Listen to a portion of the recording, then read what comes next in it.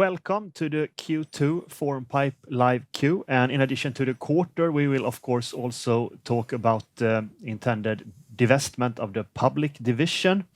There's an opportunity to ask questions below the stream. I will be back later to moderate the Q&A session. Today I'm joined by CEO Magnus Svenningsson and CFO Sofie Irenius. But now it's time for you, Magnus, to present. You're welcome. Thank you very much, Fredrik. And hi, everyone. Really good to be here to present our second quarter 2025, which we have named Divestment and Margin Improvement. And we will, of course, talk about the divestment, but first a little bit of a highlight from the second quarter. And net sales came in at 140 million SEK compared to 132 million last quarter or last year. And again, we continue with our high level of recurring revenues. The ACV is on a stable, I would say, 6 million SEK level. We had very good momentum in our bank and finance business last year, and this quarter has been weaker in the bank and finance sector. And then EBIT increasing up to 12 million SEK, which is a good progress towards our margin improvement, which we have been talking about during spring. That is excluding about 10 million SEK for our divestment costs that we have taken in the quarter. Then a little bit on the highlights. As I mentioned, margins are improving despite the currency headwinds we have had during the quarter. So that has a large impact, and Sofie will mention that a little bit more in her presentation. Then the stable ACV, there we have the Lasernet business performing well with dynamics. Bank and finance a bit weak. We hope to see improvements there going forward.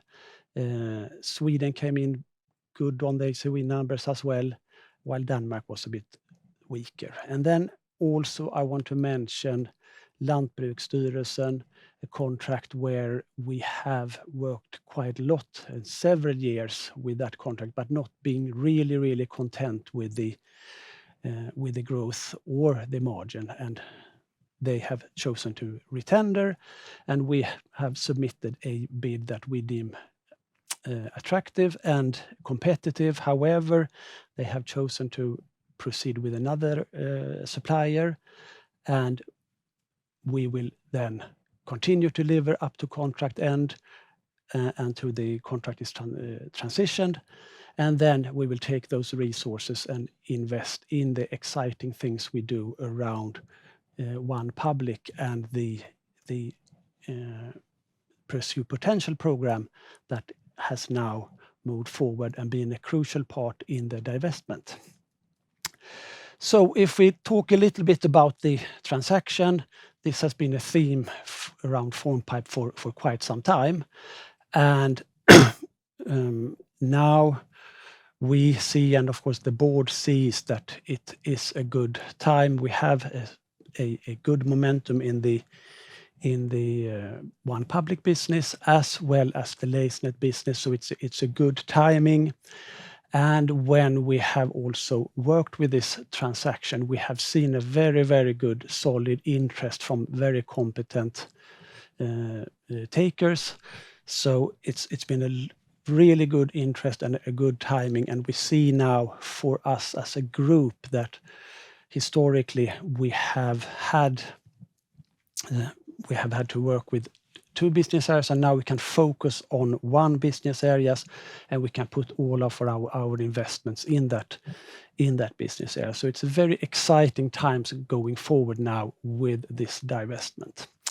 So it was announced yesterday, and it is a 775 million SEK at closing, and then 50 million as a loan, and then there's an additional 25 million being paid out when the STG, the taker, sees that this has been developed in line with their expectations. So now we move in a phase where we will start this process of a carve-out, which is a new word for me. That means that we split up the joint resources, and there are a few around IT, finance, the brand, for example. So there are some areas that needs splitting up, and then there are personnel that needs to be moved and some contracts that needs to be moved, which is also conditional for closing the deal somewhere in Q4. So that was in short some details around the transaction. And then if we then look at what is remaining, this is the Lasernet business, and you who listen in, you are of course very familiar with the Lasernet business. But I just want to say that in short, what we do is that I tend to say that we create documents that machines and humans can read, and those documents are crucial in basically all companies' customer journey.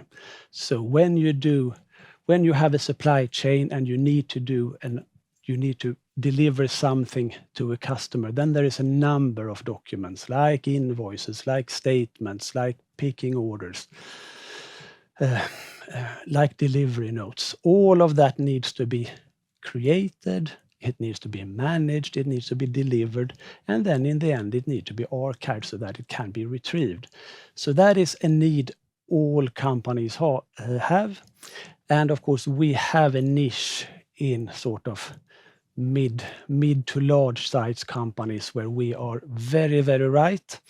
And we have shown that with our partnership in the Dynamics ecosystem, where we've been active for quite some time, and we have something like 1,000 customers, and we are active in 60 countries. And then we have the bank and finance business, where we work closely with Temenos, and which is very, very compliance driven. So in short, all companies need this technology, and it's driven by complicated, sophisticated supply chains or compliance. And then we have a large partner network, mainly in the Dynamics and bank and finance, in the Dynamics networks, but also in bank and finance, we have a network of partners that deliver this solution. And then, of course, everyone is thinking what will happen in the next step, and we will have a Capital Markets Day in end of November, where we will talk more about how we will grow the Lasernet business going forward. But I want you to have a look at this graph, the recurring revenue graph from the last, 5-6 years. And there's a very steady development of growing ARR, and there is also good margin growth. And this is a trend, of course, that we aim to continue and to accelerate going forward when we are allowed to focus, but also to invest a bit more in the areas, in the business area. And now, Sophie, now we are coming closer to your part, which is around what is it we are selling and what is remaining, but also going into the Q2 numbers. Thank you, Magnus. Exactly. So, hello everyone. So, my name is Sophie Reinius. I'm the CFO, for those of you who haven't seen me before. So, we shared a similar slide to this one in the presentation yesterday, but now it is updated, showing then June 30th, last 12 months results. So, it's an illustrative financial showing on the left-hand side what's included in the transaction parameter as part of the public divestment. And then on the right-hand side, we have what then will be remaining in our listed environment. So if we start then on the left-hand side with the public business, that constitute then our Danish legal entity in Denmark. It includes the operational business of public in Sweden, which is to be carved out and put into the newly established Formpipe Sverige AB entity. And we also have the business related to BG Link, which used to be in our other business area on the right-hand side, but in this illustration, it's now included in the public business as it is included in the actual divestment. So we have an ARR from a rolling 12 months as per June of 241 million SEK in public. We have a net sales of 313. We have an adjusted EBITDA of 103. We have capitalized development of 39. And we have adjusted cash EBITDA of 56. And then with a margin of 18%. So that is then the public as part of the divestment. And then shifting focus then on the right-hand side and our remaining business, which will still be called Formpipe for some more time, which is still the name of the listed company, but will be renamed in due course. So there we have a yearly ARR, a rolling 12 months of 217 million SEK. We have net sales of 236 million SEK. So a very high percentage of our net sales are coming from the recurring revenue. We have an adjusted EBITDA of 42 million SEK and capitalized development of 13 million SEK, which gives us an adjusted cash EBITDA of 29 and a margin of 12%. And then, of course, on the right-hand side, we have our supporting functions as part of group, which are then costing 27 million SEK as per June, the last 12 months. So with that, I am moving more towards our kind of normalized quarterly updates and this very busy slide, which I know hopefully everyone loves, but I will try to kind of digest you through all these numbers. So I just also want to highlight, we mentioned that in the previous call last quarter, that we now have a separation between net sales and total income as we have separated out other income. So there is a difference between net sales and then total income. But then starting then on the positive note with SaaS revenue increasing 17% compared to Q2 last year. That is derived by 18% coming from our Lasernet business and then 13% coming from the public business. We've also had higher deliveries compared to Q2 last year, and this is a combination of deliveries coming from the public business area as well as the Lasernet business area. And if you recall, in terms of Lasernet business area, we do have some additional costs in terms of delivery of those resources. So we use subcontractors for deliveries, and that is also why our sales expenses are a little bit higher. So that's directly related to that. And then we have had then one-off costs of 10 million SEK, as Magnus mentioned, related to the divestment. And there, of course, will be additional cost in Q3 for the completion of the transaction. And this leaves us with an EBIT adjusted for the 10 million SEK of one-off cost of 12 million Swedish krona compared to 8 million that we had in Q2 last year. So with that, moving over to our growth in recurring revenue. So we then have 443 million SEK in recurring revenue on a rolling 12 months basis. So continuing with our positive note. And this is roughly then 80% of our net sales. So a very high percentage of our overall net sales. Still combining public and Lasernet, of course. We have an 8% year-over-year growth. We have a compounded annual growth rate of over 10% since 2014, so more than 10 years, and then a 13% CAGR in the last 2 years. And with this recurring revenue, we are then covering more than 105% of our fixed operating costs, which then gives us a lot of stability in our business overall. And then I'm shifting over to ACV. So we actually had a slight positive effect of ACV in this quarter of 3 million SEK compared to last quarter when we had a very large negative effect of minus 19 million SEK. That leaves us with a net ACV of 6 million coming from purely SaaS. And overall, it was a stable ACV, as Magnus mentioned, mostly related to the Dynamics business in Lasernet and also in the public business in Sweden. So Lasernet with 4.5 million SEK and public with 1.5 million SEK. And then we also had a small increase in BG Link, which in this slide is still under other of 300,000 SEK. So that gives us an outgoing ARR at the end of Q2 of 458 million Swedish krona, which is a 6% increase compared to last year. So with that, I hand it back over to you, Magnus. Thank you. Thank you very much, Sophie. And this is a slide that we've been talking about quite a bit over the last 18 months, which is our Pursue Potential program, where we have made an overhaul of the customer journey and introduce a freemium business model in the Lasernet Dynamics area. And we have also merged our two companies in the public space, Sweden and Denmark, and also looked in and improved the technical platforms in the public business area, improved the go-to-market, established a new leadership team.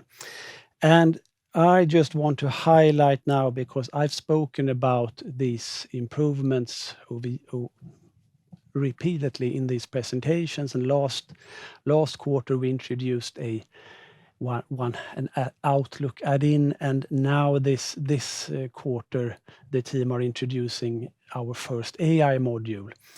And this is pretty cool, because in the platforms we are delivering to our install base since many years, we are now able to add on new modern functionality with modern technologies. And this particular little module is pretty cool, because when you have a large group of people, like 10,000 using a software, then you have a lot of what I call seldom users, people that use the software rarely. And when they want to do something, it's hard for them to do it. But then we now introduce an AI assistant helping them to move on with their task, instead of going to a super user or other users and thereby taking down the efficiency in the team. And this is a first example on AI. And as you know, AI is a sensitive topic, but this is a very good first move, because we don't have to bother about the sensitive personal data that the public sector are working with and are also very concerned about. And this has been a project that our public team has worked extensively with. This transition, the team has worked extensively with the last 18 months. And it's been very scrutinized during the DD process that we passed here during spring, when we have had very competent bidders looking into our operations. So with saying this, I just want to hand out a big thank you to you, all of you in the public team that has made this transition possible, but also made sure that you have been a very attractive target on this market, so in this transaction. So thank you very much for the work you have put in. Then when it comes to the Lasernet business, we have now worked with the new sort of packaging for a while, and as I mentioned in the report, we made our largest deal up year to date or historically with Dynamics with the company Michael Dever. And it is sort of, if we start with Essentials, which is a free of charge product. This is the other end with an enterprise solutions. And this was exactly the purpose of doing this repackaging, that you should be able to really grow with the product. And it's really nice to see these installations with several hundred Dynamics inside, with several hundred seats, 400 or 500 users in our application, being sold and delivered through our partner network. So that is sort of one example of how this new packaging have worked out well. And with this said, the Pursue Potential program is now over. We divest One Public, and with Lasernet we move into new targets and new ways of growing that we will talk about in our Capital Markets Day in November. Then we have our financial targets, and as you see and as you know, we tick 3 out of 4 boxes. We can also see that we are improving margins, but we are not improving, or despite the currency headwind, we are improving the margins, not in the pace that we're hoping for, because we have had a weak first half year, particularly in the bank and finance business. And now, as we divest the One Public business area, we will also move in and find new financial targets that we will return to in our Capital Markets Day. So with this, the key takeaways: the divestment of Public, focus on Lasernet, positive margin development that we see continuing the coming quarters. And from now on, we focus on Lasernet with the strong market and ARR position we have. And again, Capital Markets Day in November. Thank you very much for listening in. And now, Fredrik, maybe it's time for some questions.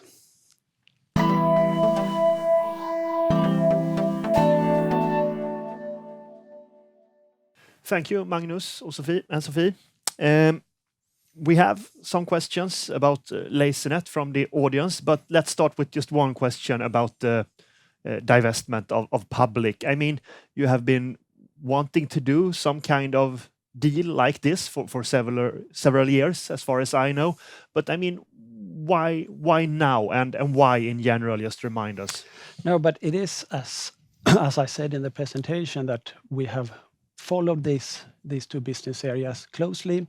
We have developed them, and now we have seen that they are in a size where they can live standalone.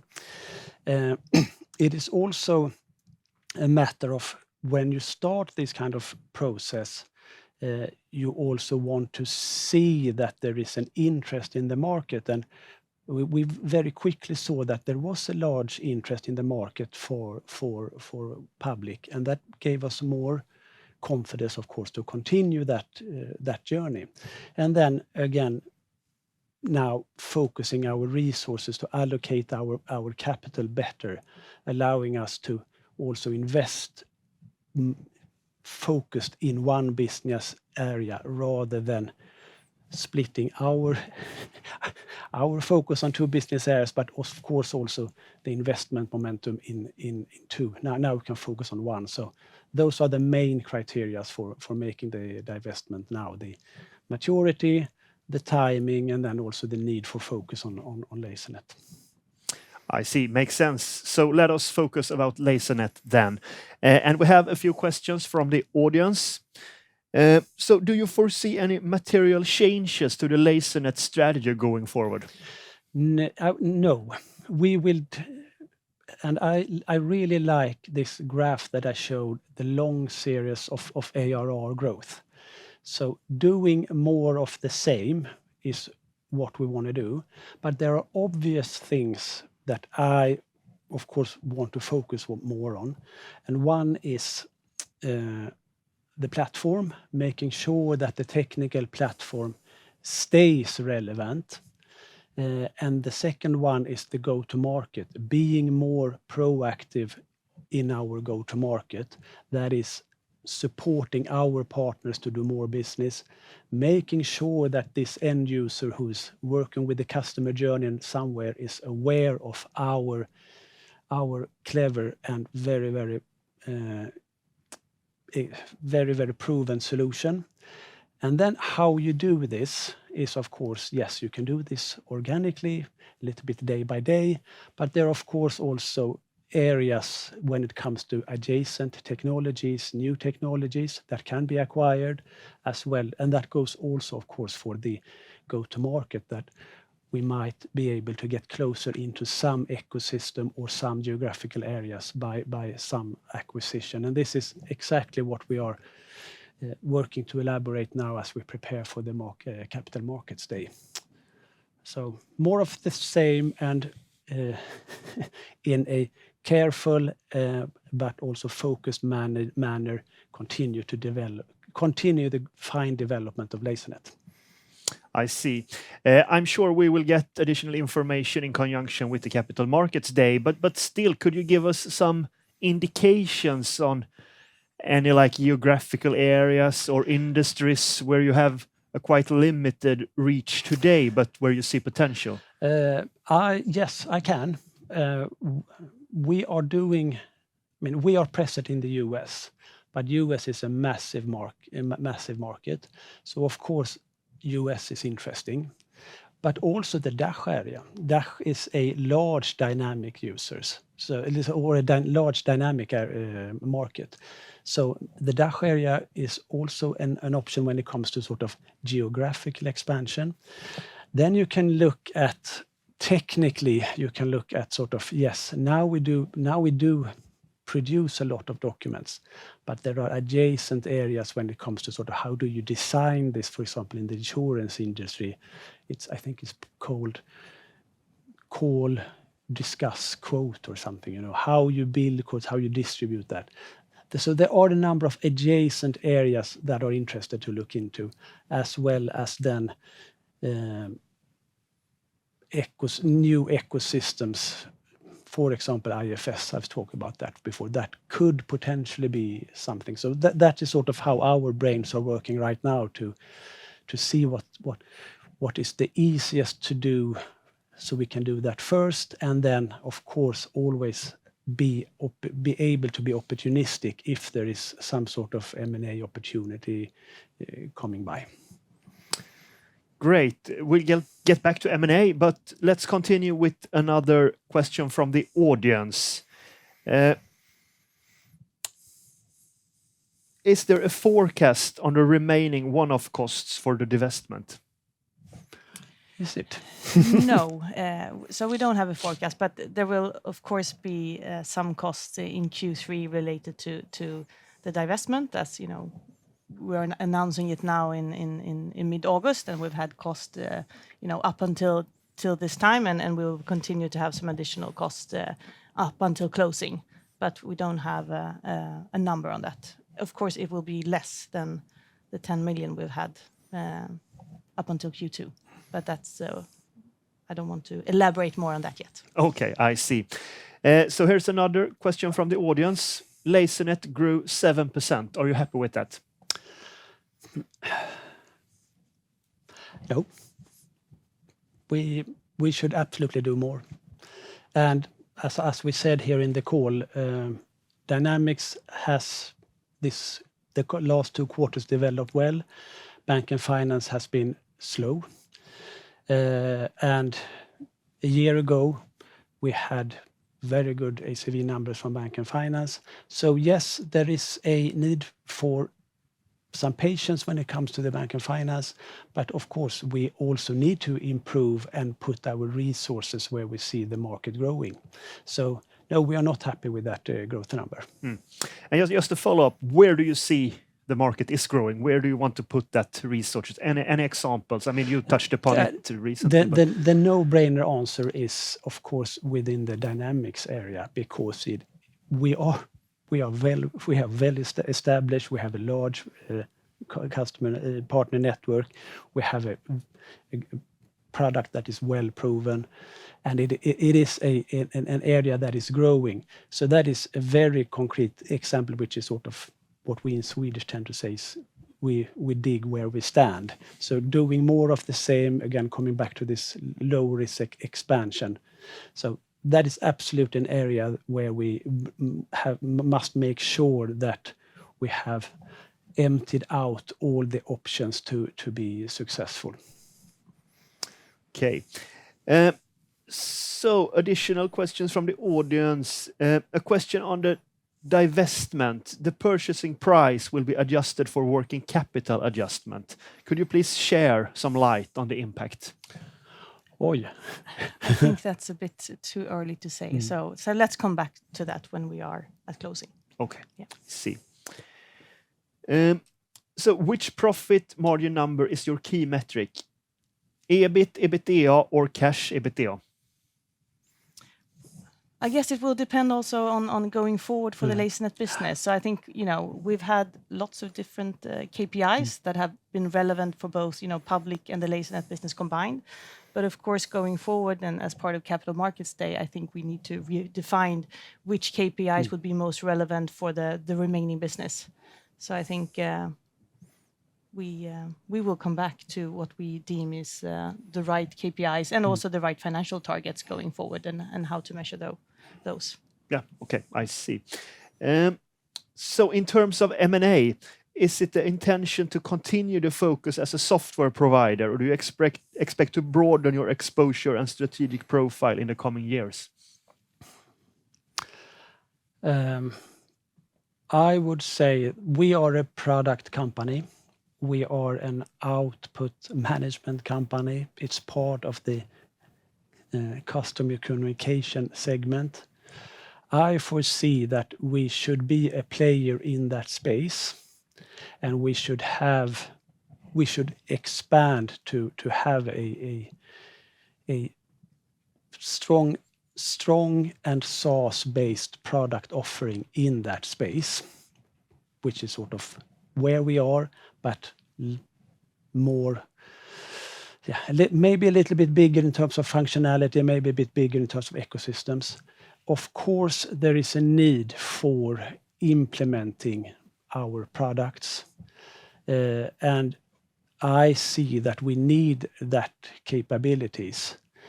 But I also see that our partner network is crucial because there are so many verticals in terms of different industries, but also different use cases that really is that where you need a partner network to master that. And then you also come to the geographical differences, that France is France, Germany is Germany, and this is sort of a very language intense implementation. So I foresee that very much doing more of the same around a SaaS-based output management product, but also, of course, adding on functionality and where needed, key services to be able to make that product easy to consume and adapt to the use cases. So continue as a SaaS and product company. Okay. So once again, I want to highlight the opportunity to ask questions. So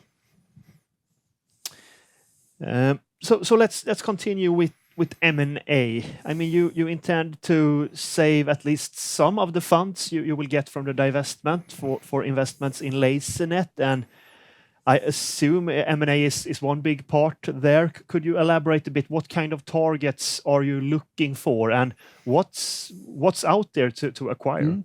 That is a really good question, and there are, if you really indulge the customer communication segment, which is very large, and then the output management segment, there are a lot of sort of adjacent spaces like accounts payable, accounts receivable, which is sort of around invoice handling. There, as I said, there is this sort of sell and interact and quote area where you do, where, for example, insurance companies does quotes and send out. These are things that need to be standardized, easy to. So they're sort of some technical adjacent spaces. And then, of course, the market presence. I mentioned the US and I mentioned the DACH region. And I have previous experience from entering the US by acquiring a services company, which was then very useful when building up a sales organization, because you have competent people that can explain why your product fits into a certain use case, for example. So that could be sort of ways that we are looking at. How do we become more easy to consume in a certain market area, certain geographical area, or in a certain industry segment? I mean, we are in bank and finance. Maybe the insurance industry is sort of related because we understand the demands of compliance, for example. So this is sort of how we are sort of forming a short list of interesting companies. And yes, this is a market that has been, I mean, it's existed for a long time. So it's a lot of technology out there. There's quite a lot of sort of old technology with fairly large installed bases that are also interested to look at. So there are a lot of options to look into, but we must not forget the